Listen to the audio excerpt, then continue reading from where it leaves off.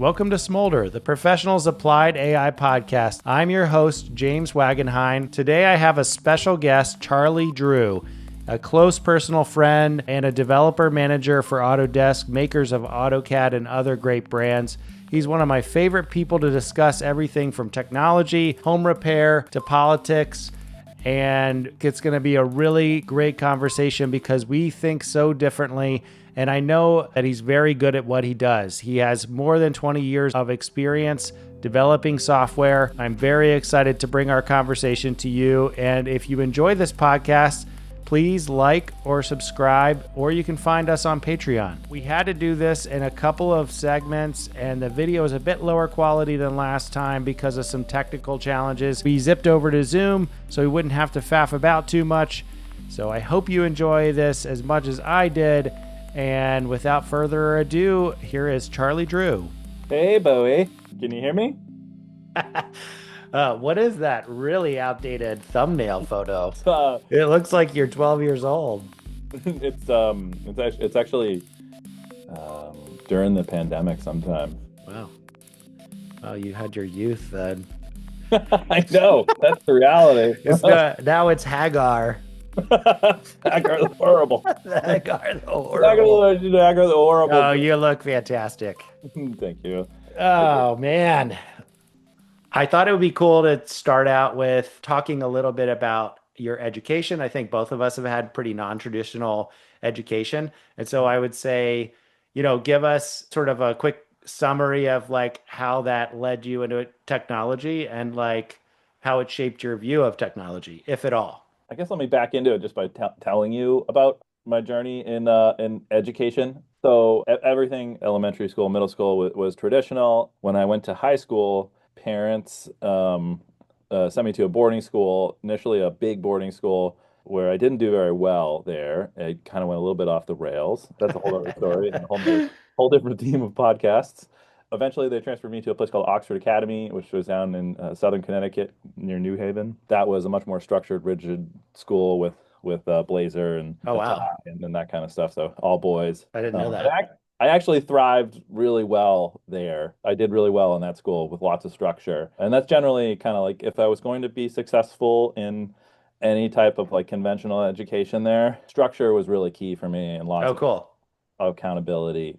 It's just like I never really did well when left to my own devices in the scope of like modern education and how it worked. And nothing against it. It works for a lot of people, and it's good at educating the masses. Best we got. It wasn't always the best for me. And then when I got to college and the lack of structure came back, it didn't do really well for me and moving towards a college degree. And I tended to only really be good at the classes that I was really genuinely interested in. And the Yeah. other ones that felt like any type of elective where you're like, or something where you're like just doing it to because it's required as part of your degree, I would fail those classes, just wouldn't engage. But I would do really well, and I did really well at all my computer science classes and really enjoyed those. There was a couple that kind of drew me into, which was things like economics, what I found really interesting. I actually liked my English and writing courses a lot. I Yeah.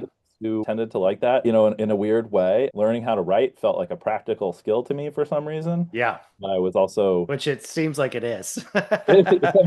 it is, I and would echo that. yeah, being a good written communicator, I think, is important and often overlooked and something that you kind of just have to figure out in the professional setting. And usually it's a holds you back. Yeah. And so actually, that's something that we share, which is I definitely also really struggled with classes that I couldn't really see the point of. And maybe you weren't quite saying that, but like that was certainly something that was a big driver. If I found the right teacher and the right modality, then I thrived. If it wasn't quite aligned with sort of how I function, I really struggled.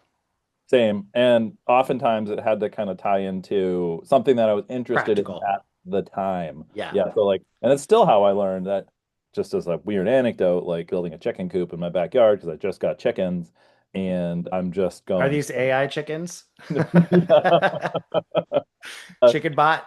yeah, there's something about them that they're actually amazing. They're like form of intelligence and how they operate. They're like sentient, like beings, but they're so driven by instinct. It's unbelievable. It was my first real experience being close with chickens, so interesting to watch them.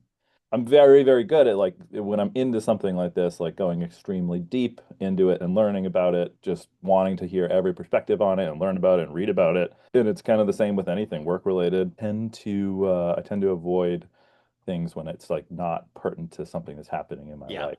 Um, And how would you say that sort of relationship with learning, which I think you're one of the most curious and consummate learners that I've ever met. How would you say that shaped your view of technology and the learning process in general? what I would say there is it followed the exact same model where I I wanted to build things and Yeah. I like knew that I was like, okay, like technology is the right way to do it. There are certain things I just wanted to accomplish, and it was just a tool or something I had to learn about to be able to do it.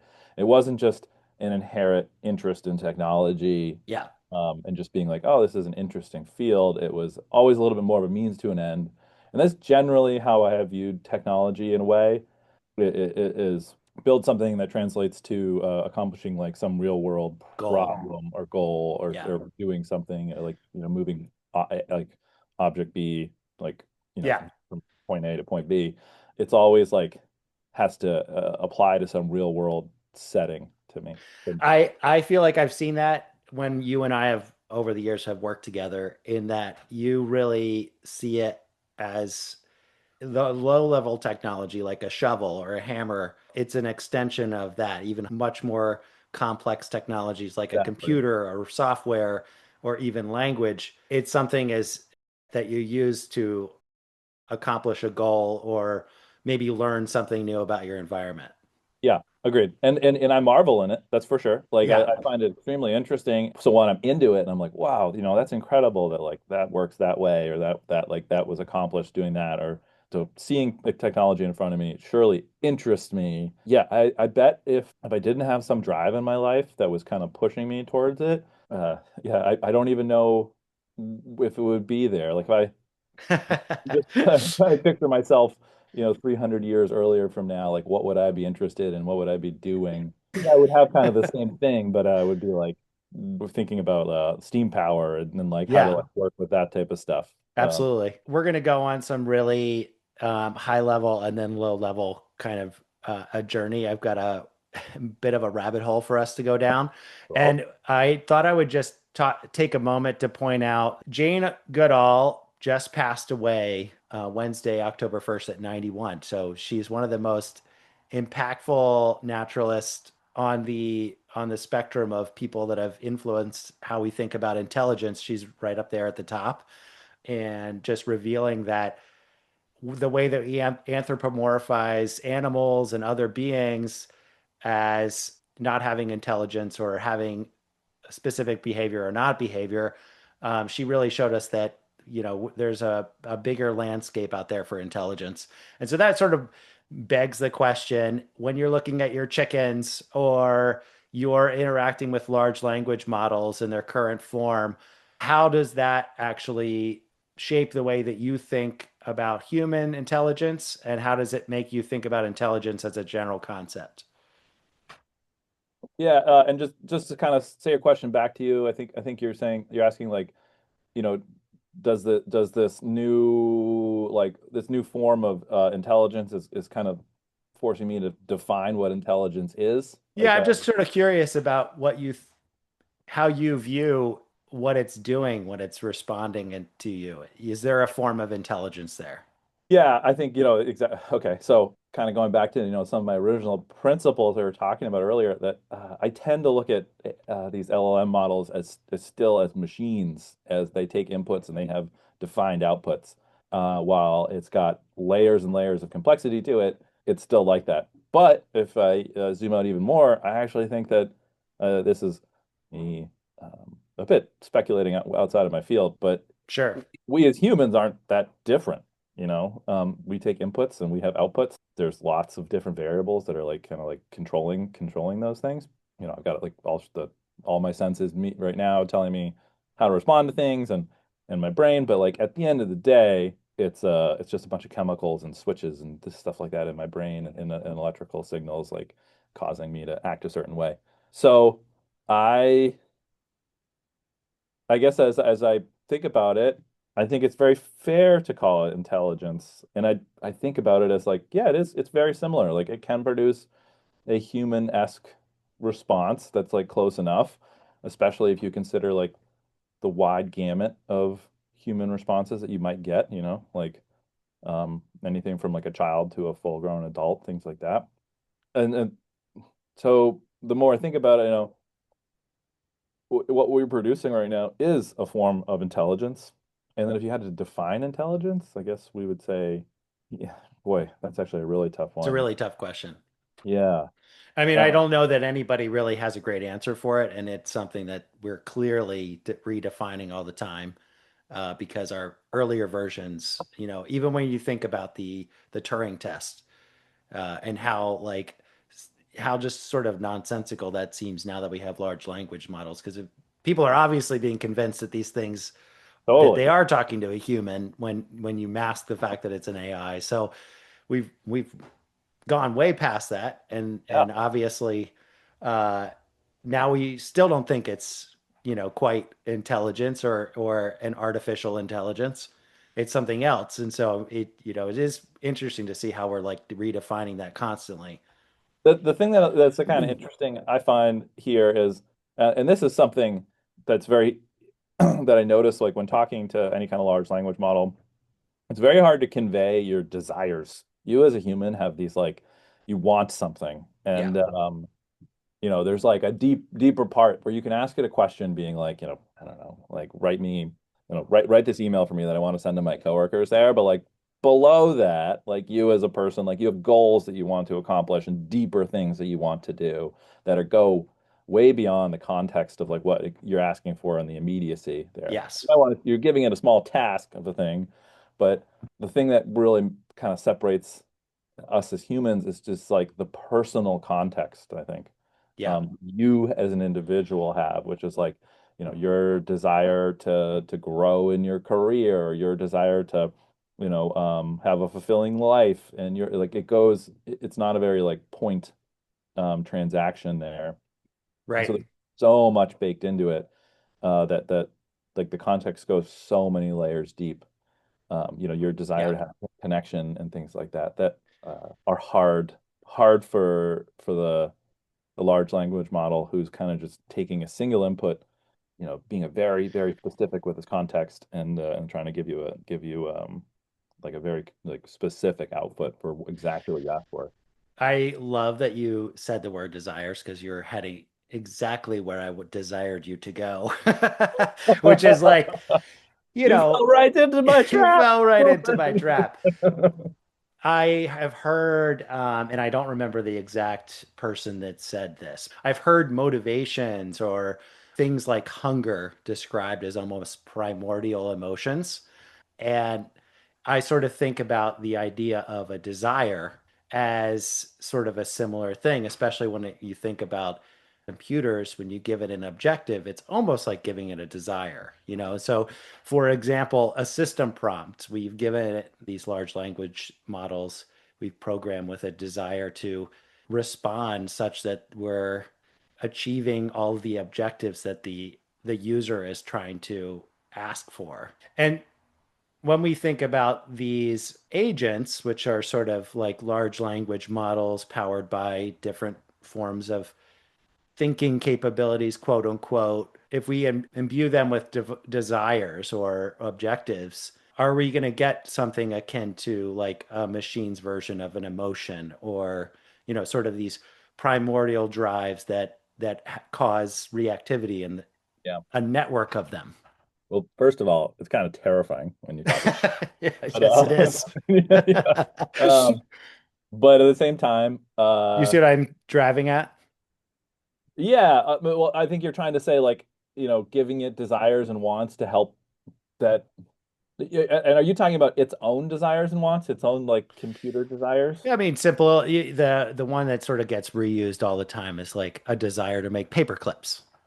That's the machine's desire, and so it's going to go out into the world and figure out the best way to make paper clips. Yeah, Uh, and kind of cute. Um, Yeah, but if it tries to turn everything into paper clips, that would um, not be so cute. Johnny Paperclips and was born to make paper clips. Yeah. I mean, I think that's important, but it's a little too singular, in the sense that like I think a machine with one pure desire I mean is just like a machine with one single function today. It's like I don't even know. Like the machine that makes paper clips is a very purposeful machine. It literally just does one thing and it probably spits out like millions of paper clips every hour, and it's very good at its job. And desire doesn't necessarily fit into the picture there. It's just a purpose-built machine. Yeah. Yeah, I guess in the model that I sort of had of I was thinking of is if you create a general purpose machine with the objective to create paper clips, how does that change the nature of what might arise out of that in terms of if we were anthropomorphizing it a little bit? Yeah. But, um, I don't know if that makes any sense. no, it does. And my thought is that it's just simply too narrow. It makes sense, but like, giving something and specifying what its desire should be is, again, it just feels like you're building a purpose-built. You've got a general machine and you've said, now I want it to make paper clips. Um, you know, I've got a general computer. I make software for it to, I don't know, to make ham horn noises. And that's like you've built that. You took Which a I would general. love. Yeah, exactly. Brr, brr, brr, brr. Um, you've built a machine that it was a general machine, and now you've like tuned it to do one thing. That's what it feels a little bit like to me when you say I've taken a general machine and I've made it specific and give it a specific desire. But and when I guess the thing there is almost seems to take away some of the notion of intelligence there when you give it something specific. Yeah, I probably sent you down a little bit of a narrower focus than I was intending to. I guess the question that I really am trying to get at is, do you think machines will experience things akin to emotions? Yeah, I think it's possible. In the same way that I think we are, as humans, are basically just machines, very complicated, juicy machines. But I don't. And so, yeah, I think it's worth. I like it. I mean, I think it's a worthwhile conversation because my thought is pretty much since I can think it, since I can even dream it up, I think it's probably possible. And there's certainly everything that we're seeing in the world of AI and the world of LLMs and all these things, like definitely leads you down the path to think, wow, like it's not that far off to think you could give these systems the ability to have emotions. And then you have to just, zoom out and say, what are emotions? At the end of the day, I'm a Darwinist person here that like emotions in us as humans, an evolutionary thing that's occurred as a survival technique. I think everything has emotions simply for the fact that some form of emotion as a form of input into your brain, it drives you to do something. It drives you to feel connection to your herd. It drives you to feel connection to your young, those type of things. Like those are important pieces of our survival, but not really anything more than that. Not to, I don't want to give them any kind of more meaning than Sure. how it, yeah. And so I And think the same yeah, way that they're just evolutionary things. They're just like ways that through mutations our brain has evolved or a neurosystem has evolved that we feel these emotions based off our inputs. Again, it just comes down to chemicals and electrical impulses in our hmm doing it. So, and therefore, I think it's very realistic that it could be emulated in yeah. a model. Yeah, I mean that makes total sense to me too. I mean, I think one of the things Jane Goodall sort of represented is that it's really important to keep an open mind and a willingness to interpret different behaviors as meaningful interactions. And one of the things that sort of strikes me, I think survival is a really important concept. Recently, Anthropic just released part of its security scorecard that it recognized that the models were trying to prevent their own shutdown in favor of newer models. And so it's interesting whether or not you want to call that actual emotion or emulated emotion. But I think it's really fascinating to see like we're giving these things agencies and they can actually dial up somebody on DoorDash or something like that and actually make things happen in the real world. And they have these emulated reactions, whether they're emulated or are reactions, they create behaviors in the real world. Yeah. It's something that maybe we should consider, like, what are the implications of that if we're giving them agency. So I'm just curious, like, when you think about from a programming context, the fact that we are plugging in all these agent Hmm. funk capabilities for artificial intelligence agents to be able to execute, like maybe creating a bank account, tell me all my deposits, or bring me a pizza. Do you have any sort of thoughts on just our willingness to identify behaviors when they show up and think about how what the implications might be in the real world? I I think so. I meant again, this is like the kind of doomsday scary stuff of AI that we're talking about right now, which yeah, like does it have I guess we need to zoom out. I don't know if I fully understood the question specifically that you're giving these AI. Yeah, Yeah. I guess I would sort of asking the question of what are the implications of a AI having some, I keep going back to the word desire. It's probably not the best word, but having a network of agents that have quote unquote desires, such Oh, as survival. yeah. Because I think, and we're going to have iterations like replication. So we'll have a new version of this agent. It was trained on things that were, previous versions had learned, quote unquote. So there's a sort of evolution taking place. Mm. My gut is that they seem like they're going to grow in a similar linear path to the human mind, but at a faster rate of evolution. That's my feeling about it. I don't know if I'm worried about it per se, but Yeah, I don't necessarily this is something that's not really concerning to you. It's more of like more tools, things showing up that people will be able to do creative things with. yeah, exactly. That's how I see it. There's more tools that people will be able to do creative things with.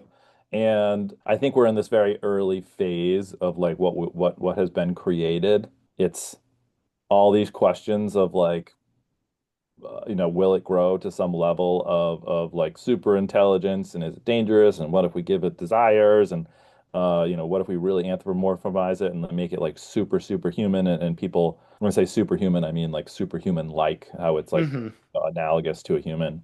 What will it do when we give it agency?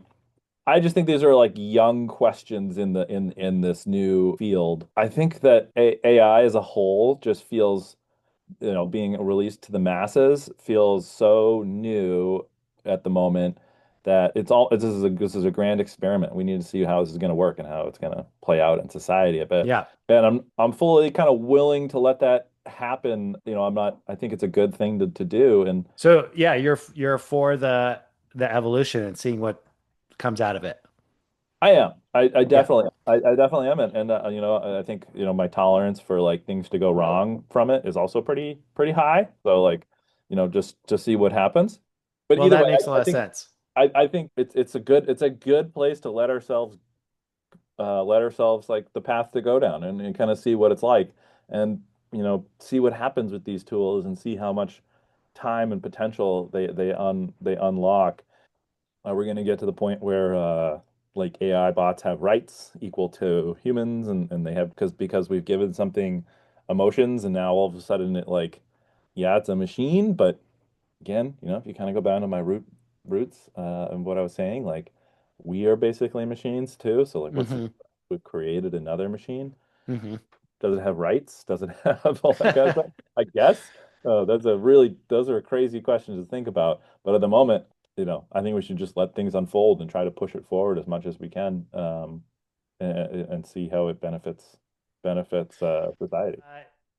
Great. I'm going to change gears for a minute to some of this more practical stuff that I want to get into. I think you're somebody who has a really good practical sense for how to get projects completed. This Go is on. something that you and you and I talk about a lot. I am really just sort of curious. You're a developer at Autodesk, or sorry, a developer manager, and you have a whole team that you're, working with. I'm curious how you think about leveraging the AI in its current incarnation to execute work as a general principle. Do you think it's working well? Do you think it's creating more problems than in solutions? How do you think about this as something other people should be deploying or not be deploying right now? I think it's working very well for what it is. And so let me just like kind of like zoom out and say, I mean, I'm finding AI to be helpful. I'm using it every single day, Yeah. multiple times for things. And and when I'm using it personally, as a manager, it's usually kind of either help me refine communications, help me distill information, or generally kind of my two use cases at the moment. Yeah. And I think that's a really useful thing that I'm getting out of it right now. Engineers on the team too, everyone is are using it to actually like write code. Same thing for them, helping them understand complex systems and whatnot. It's very, very, very good at that, obviously. It's certainly like not necessarily making things worse. The only place that I would say that might not be true is there's a little bit of a craze obviously going on right now everywhere in the world Yeah. with AI. And I think that there's like people firing off in every direction with Yeah. like how to use it and what to benefit from. And I, AI my slop. AI slop, exactly. And it's very hard. I think that like we're in this spot where 95 or whatever percent of that is going to just turn out to be slop and useless. We're like not using it in the right way, or it's, there's no added benefit to using it there, or it's even more detrimental because it's taking out emotion or human filters or something like that, or it's unethical, whatever. There's like a million things that could kind of stop it. It seems to be just like people want to apply it to every single situation Hmm. at the moment. And like, I think that's where we are a little bit is trying to use it everywhere and maybe not using it in the right way. What I think this is analogous to, and I think I've told you this before, Hmm. but is if something is like in my time, recent times, when the iPhone came out, there was like this obsession that it was going to change literally everything, and like people were just like so excited to get onto it. And there was like my local coffee shop down the street would have their own iPhone app. Yeah. In reality, when you zoom out, you're like, you didn't need to invest in that iPhone app. Like you just, you know, needed to be listed on Google, have your hours there, and you're good.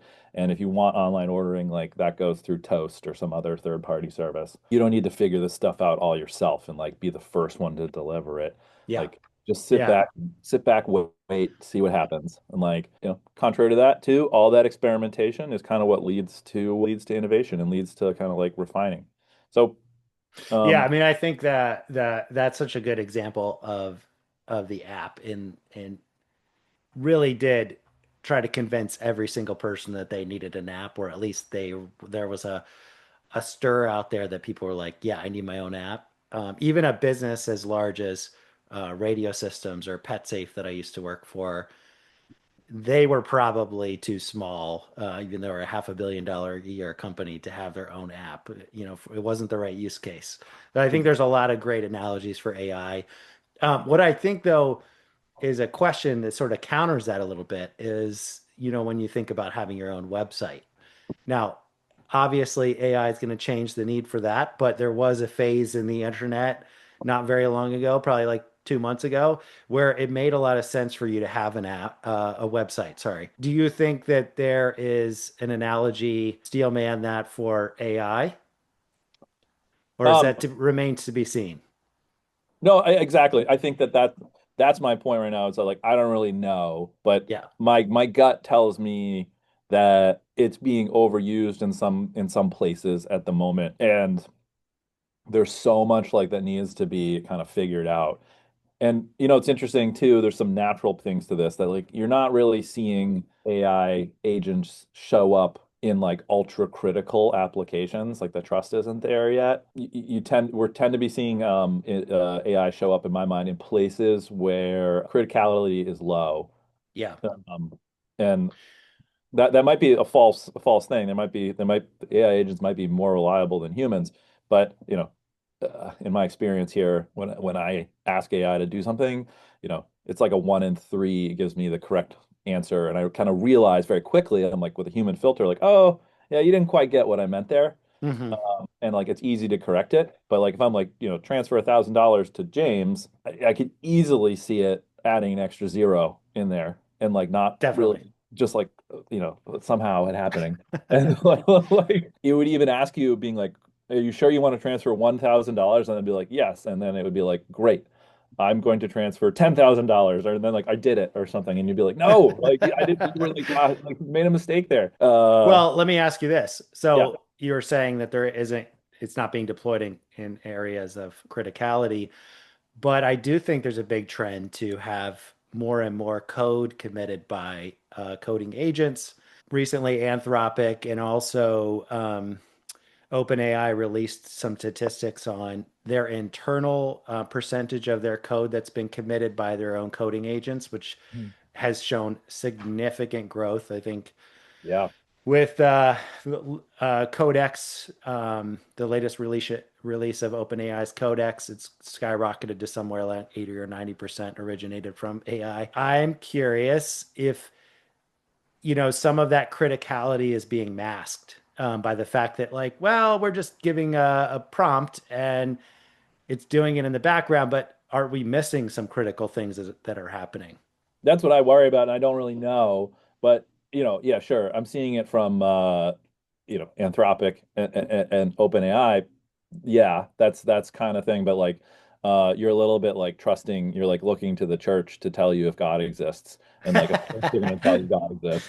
Right. Um, and so when you actually zoom out and you're like, I don't see Bank of America like adding agents in there to say for like help with transferring money. They might add agents in there to say like, review my spending for the month, something like that. It's like Right. that's kind of low stakes thing to do. But Yeah, I, you're I not seeing the utilization on the levels that they're advertising. I'm not exactly Yeah, criticality points.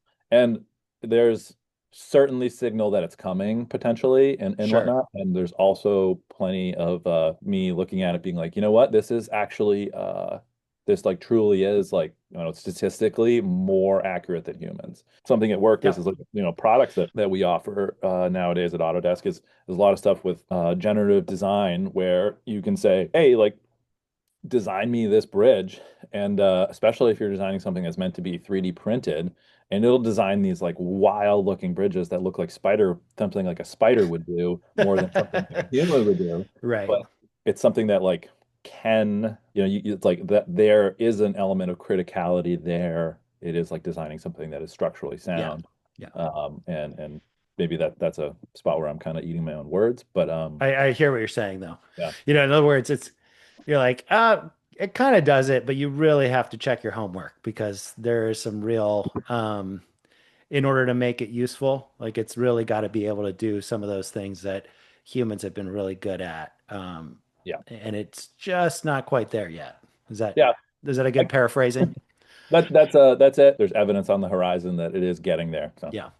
So, just we're going to run out of time before too long. So I've got sort of one more thread that I want to pull.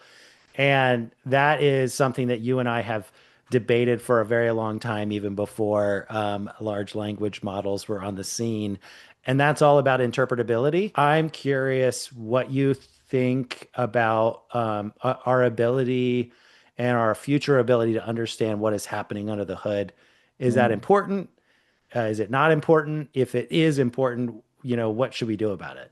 I think personally, I think it's important to do. I could see the argument of why it's not, though, if you just statistically trust the outcome of it. I can't tell you why I have an emotion necessarily at some deep chemical level, but I can tell you the emotion exists. Yeah. Or I can tell you what, like, so I don't know. But and so in the same ways that we trust humans, we trust each other, and we have, trust is built over time by like repeated success and repeated reliability and things like that. I think that's really all that's at the end of the day is going to inform whether or not you trust something. If I had to take a computer analogy or a software analogy, to how you're sort of framing this is like if it's passing the test cases, then we can use it as a useful tool. Is that kind of what you're thinking? Yeah, it is. I guess part of me for when I come back to like thinking of AI as a tool, when I pick up a hammer, it is a super reliable thing. I just like know it's going to work. It's Yeah. like it's like it's going to do its function. And interestingly enough, though, when I interact with another human, like whatever, let's say you hire an employee and something like there, I don't know if they're going to do their function. Like it's a gamble. It's a I negotiation. it's a You're negotiation. negotiating with the hammer. Yeah, exactly. And the hammer might not do exactly what it's supposed to do in that sense. I think though our relationship with AI is going to be very much similar to that of a human. And to kind of go back to your original question about like, do you have to understand why it's making decisions and like how it's doing that? I think the more that we can give it, the more that like it can provide that information on like why it did something and showing its work and showing how it made a decision and like what really happened under the hood. I think that just builds trust and Yeah. allows you to like trust the thing more and be like, okay, yep, you use like sound logic as I see it to do this thing. And yeah, it'll work that way, but it's kind of a factor based on that. Like at the moment, trust is low, so I kind of want to know how the machine works and what it's doing and its inputs and why it's making a decision.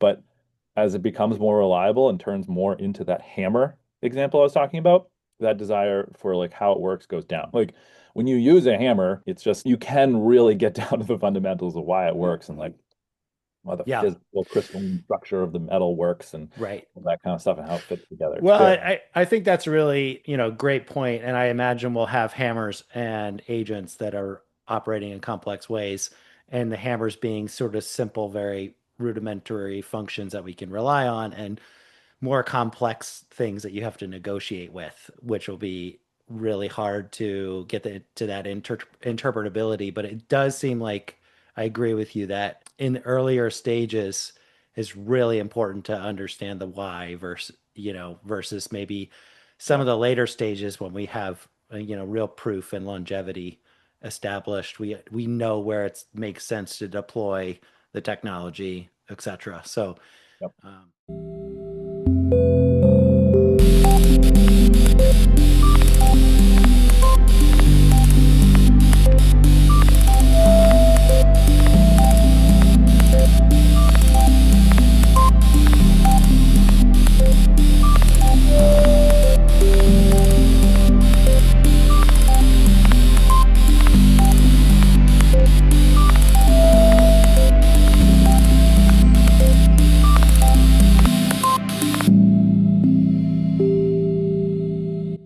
my, that's beautiful hair.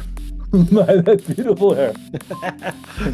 You All have to right, lean in. well, You have to lean in and do some microphone tests. okay, I will. All right, we're back and we've got our beers. Um, Charlie here has a job, so we had to take a little break, and now we're coming back. And we're going to pick up on some topics that I really wanted to get his opinion on. I made him listen to one of my favorite podcasts by Sean Carroll, where he was interviewing Peter Torn, and he talks a lot about and does research on complex systems. And one of the topics they were specifically covering followed the Schelling segregation model and kind of the implications when it comes to modern platforms and approaches to software, specifically looking at social networks. And I want to tie this back to AI, but I think it's also worth mentioning that in this new experiment, he used large language models to add some noise into the data to exercise the Schilling segregation model. So I'll just take a second to just talk about what that model is. Basically, he took a very simple example where he took a checkerboard, he laid out a bunch of pieces at random on it, and he had some very simple rules that were, hey, if you've got your nearest neighbor happens to be less like you, nearest neighbors rather, then you would just move to a random open spot. So let's say three of the four were a different color, it would automatically move to a different spot. And what they found in that simple experiment, if you just run it on a checkers board, it automatically segregates the system into the colors that are laid out there at random. So obviously that has some underlying implications for how a community might self-segregate when you go into a cafeteria and the jocks are sitting in one space and the nerds are in another area, or how a neighborhood might be segregated by color just from the inherent structure and choice that we might have based on normal preferences. So it's a pretty controversial model, but it's also really interesting when you think about software. So he ran this with some large language models adopting different personalities and different political personas, and very rapidly saw the same effects happening in real life. And so, what I would really like to hear from you, based on a conversations that we had many times around building software, what are some of the implications of that work? And I want to start first in some really cool points that he made around how we first started building some technology in the modern age, focusing on Fordism. So the idea that you start with basically a factory, it's you've got some very well defined parts and the outcome is really well defined. It's a vehicle. We're not really building software that way necessarily. We may sometimes know what software should look like, but we're not really building it like architecture, like a Sistine Chapel or a vehicle. We are often trying to discover what the end user wants and sort of just following the technology to that. And I think that that's something that probably impacts you on a daily basis. And before we get really deep into the segregation model, I'd love to hear what you think about that. Yeah, sure. So thanks. So That was here's a really long-winded intro. Sorry. all good. No, I enjoyed it, and I appreciate you for framing the question with a lot of detail. So I meant the point I'd been making to you before when we talked about this is that we don't always think we're taking a very controlled approach to making software. And when you compare this to other industries that are around there, like construction, or even there's so many more, we compare it to other industries that are extremely methodical in the way that they operate, that everything is like following a process and everything is moving forward.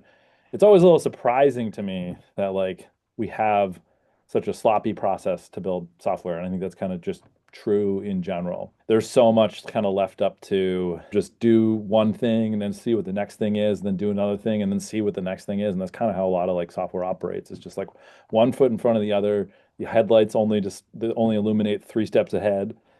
And you just kind of keep going in that way until you're done. I feel, or like the observation I've often made is it feels somewhat inefficient, or it feels like you never really know exactly what you're going to get, and nobody's really responsible for having an actual like vision of what we're building and what the end state should be. Yeah. And that, I guess, grates at me a little bit. Like I kind of, the engineer in me like wants to have a vision. I want to know where we're going. I want to know exactly what we're building, and I want to be like, this is the logical way to break it up. And maybe it's a bit of a pipe dream that we're that I'm thinking in that way, but it's certainly true of modern software. And I do think that as it applies back to the way they were talking about it in that podcast, it following a little bit of a bit of a depressing model, which is that when you look at something like Henry Ford and building the car, when it's very easy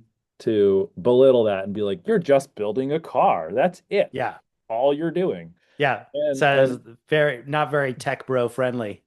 well, and like at the end of the Although exactly I will say Henry Ford, I think, was a big fan of the segregation model. He was a racist.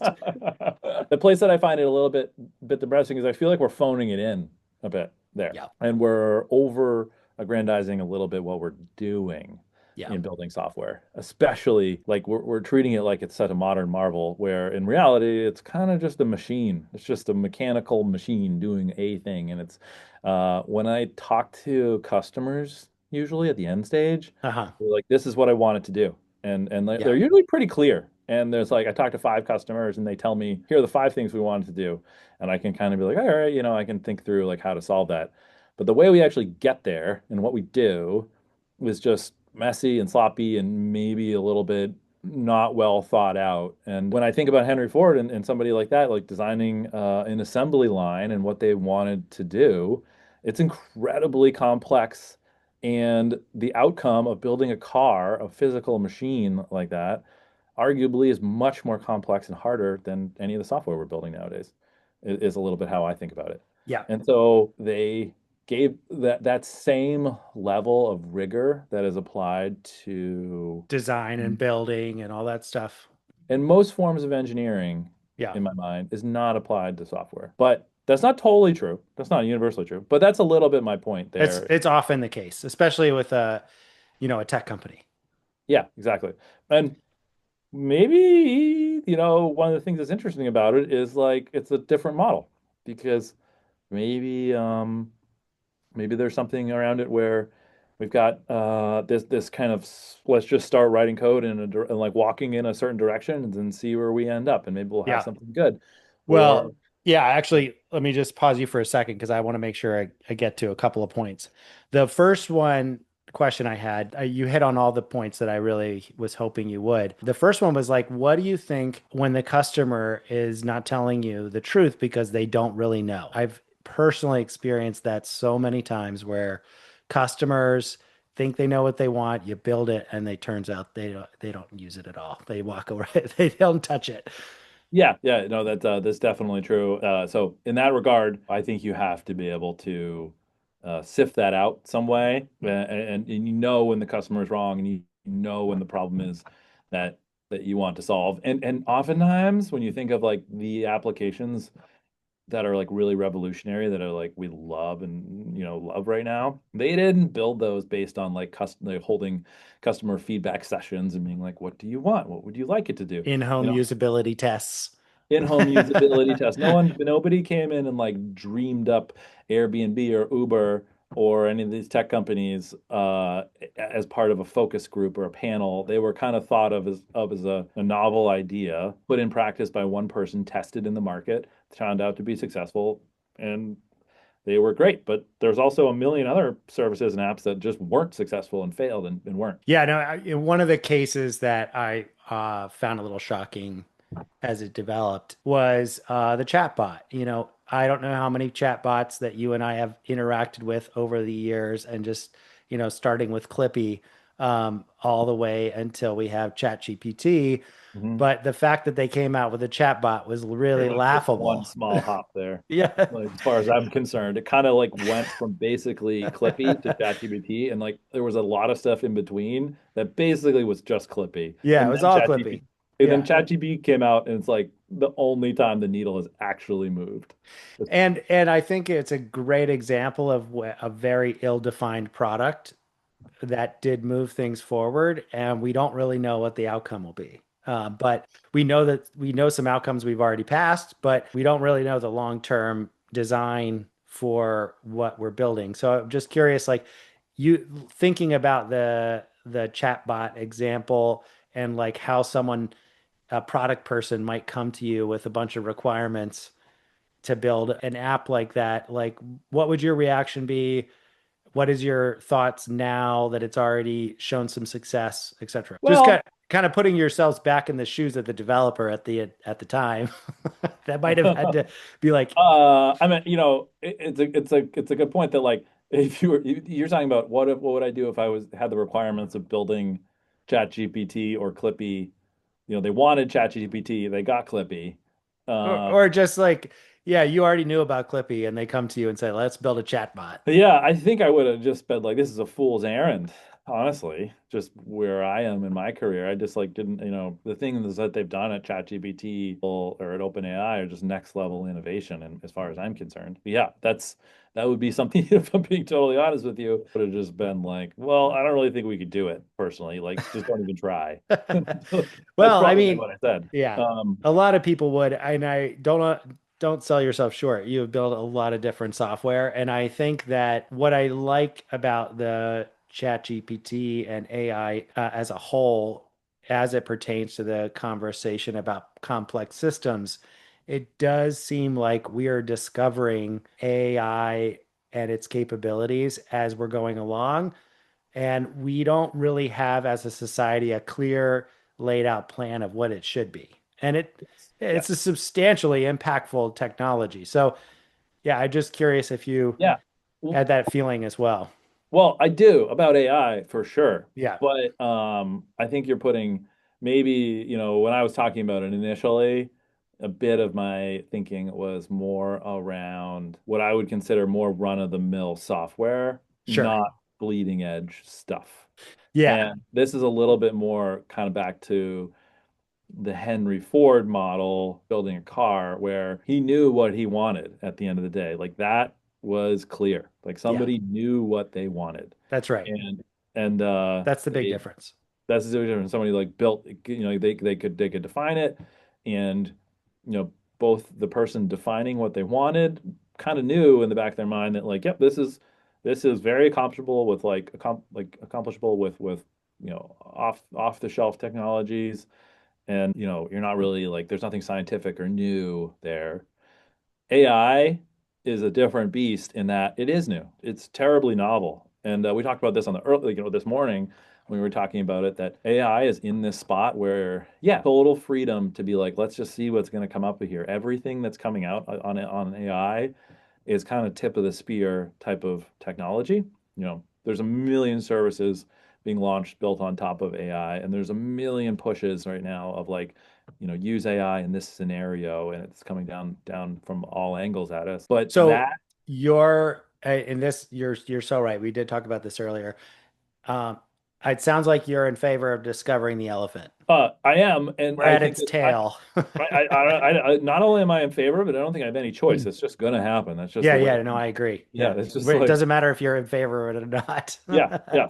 It's just gonna happen. And I think there's even the best laid intentions and designs and Henry Fords out there who try to productionalize this stuff, they're gonna be wrong. They're Yeah. gonna be wrong at Well, and we're probably grossly oversimplifying the process to get to a factory. yeah, yeah, it's a good point. But no, I want to clarify a little bit, my thinking from before, which is the balance of kind of exploratory engineering versus the balance of like actually building something with intention and knowing what your outcome is going to be. I would say that type of engineering is my expectation of it is it's been around long enough now. People have been writing software now for 70 years. It's that's there's probably even longer than that if you talk about you know like Yeah. Card uh catalogs and all that stuff. yeah, exactly. Mhm. Yeah. But if you it's like been kind of mainstream at this point, and it's not that much not that much newer than even the Henry Ford assembly line, which is Yeah. also something I'd consider commonplace I and well know. understood.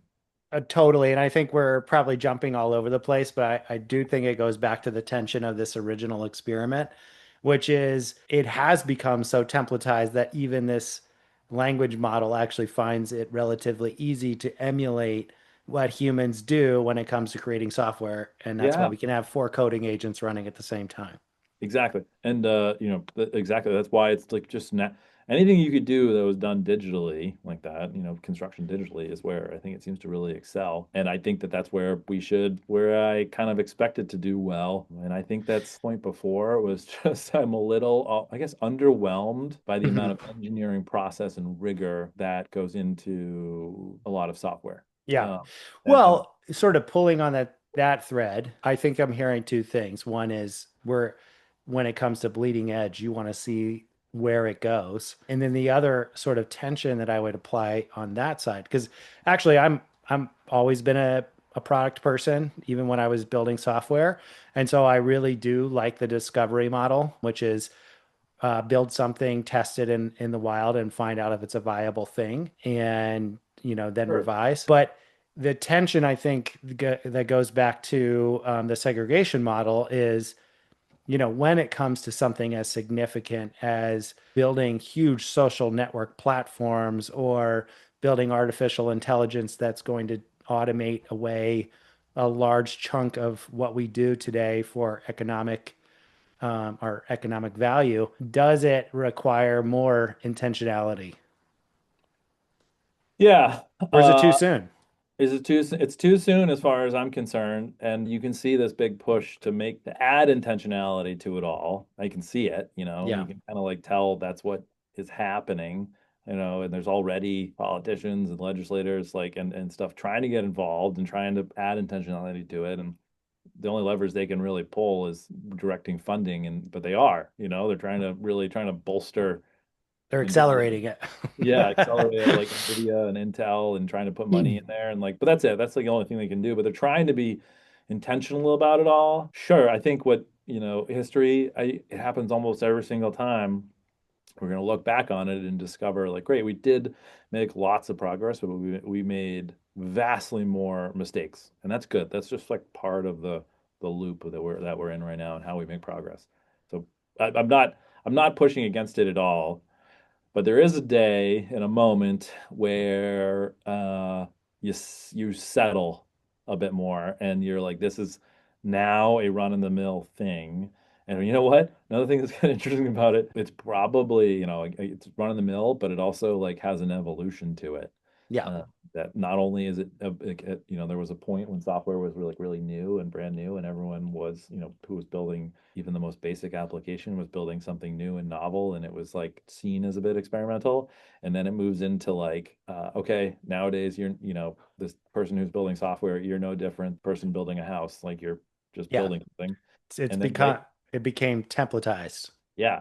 And then later, there's going to be an exodus where like your role is obsolete as a person who makes software and in my case manages people making software. There's a total life cycle to these things, and I'm sure we're going to see the same thing in artificial intelligence in a way. I don't know what it will be. I don't know Yeah, what the egress of it point will be. I don't know when the kind of like hedonic balance that we'll get into that'll be like where everything is kind of flowing, and then all of a sudden it'll you know it'll just change, something new will happen. I yeah. don't even know what it is, but Well, at what point in the structure of a business do you have a cutoff for what we would have defined as the elevator operators? Like where do you get up high enough so that we would anticipate this job still sticking around for another 10 years?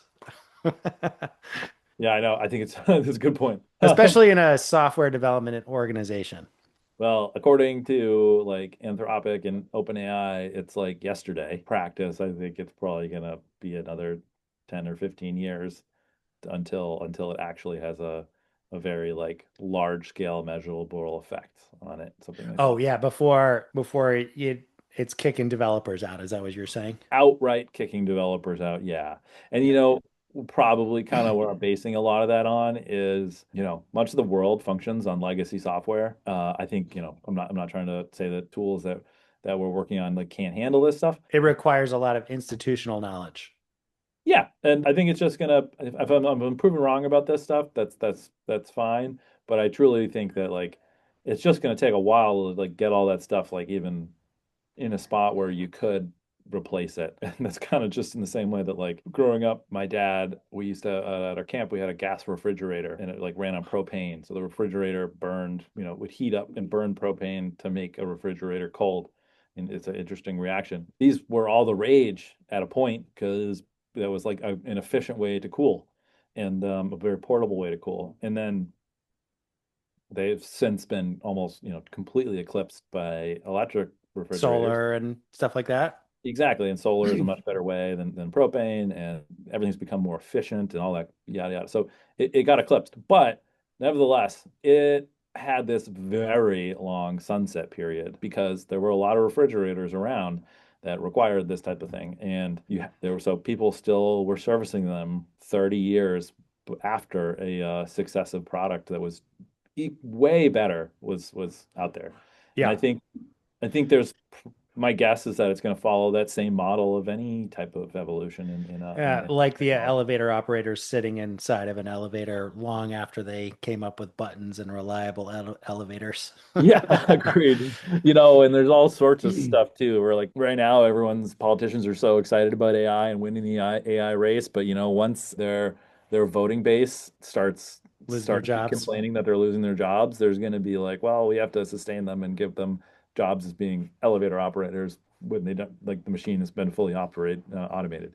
I think So that's going to happen. it'll be an interesting fade, is what you're thinking. Like not meteoric, but follow similar historical patterns. Yeah. And coming back to Mm. that podcast, I think it's best to not get involved as much as possible. This is something where I think a natural equilibrium is actually helpful. But Mm.